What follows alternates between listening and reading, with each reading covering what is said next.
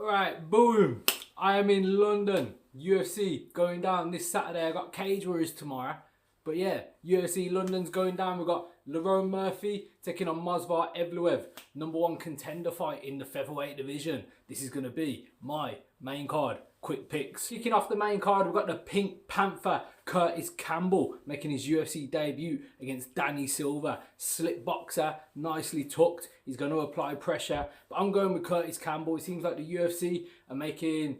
Potentially, they're looking to push him as a bit of a future star. He's a personality, he's a quirky character, and I'm going to say he's going to get the win and make some noise on his UFC debut. Then we go to the middleweights. You got Roman Dolidze taking on Chris Leroy Duncan. Leroy Duncan, slick striker, very skilled, very quick. Against Roman Dolidze, who's a bit of a plodder. He's going to come forward, he's going to march you down, he's going to try go for the takedown, grind you out, push you up against the fence, and Leroy Duncan's got to try stop that, and it's going to be a tough task. I think he's going to be able to utilise the footwork, the agility, move around. He's got to stop the takedowns and kind of pop shot from the outside and potentially hurt Dolidze, but he's a tough cookie.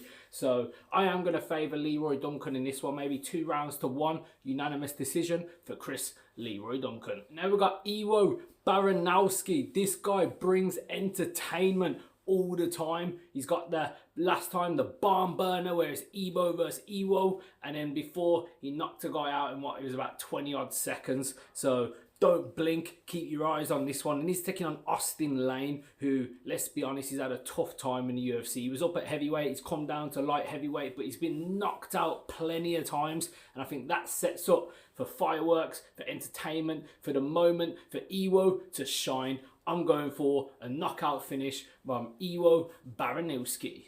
I think I said that right. And now we've got MVP Michael Venom Page taking on Sam Patterson. Sam Patterson started off his UFC career with a loss. Looked like it was going to be too much of an ask for him, maybe fighting at this level. But then since then, he's made some adjustments. He's come back and he's on a finishing streak. He's been looking great. And now he's got the opportunity, the name, to take on MVP, a superstar in the UFC. And yeah, how do we see this one playing out? It's a bit underwhelming for MVP. I was hoping for a bigger name too, I'll be honest, but I'm looking forward to the fight, the task at hand, and I think MVP, in my opinion, should be too quick, too slick for the likes of Sam Patterson. I think he's got that one of the most awkward styles in the UFC, and I don't think Sam Patterson really has that experience to try figure him out. Not really sure he's got the wrestling to kind of nullify an MVP. So I'm backing MVP to get the victory, hopefully in sensational fashion. But regardless, I'm backing MVP to get the victory. And now we're in the co-main event. You got Luke Riley taking on Michael Aswell. A lot of people kind of raised their eyebrow at this when Luke Riley got the co-main event on just his second UFC outing.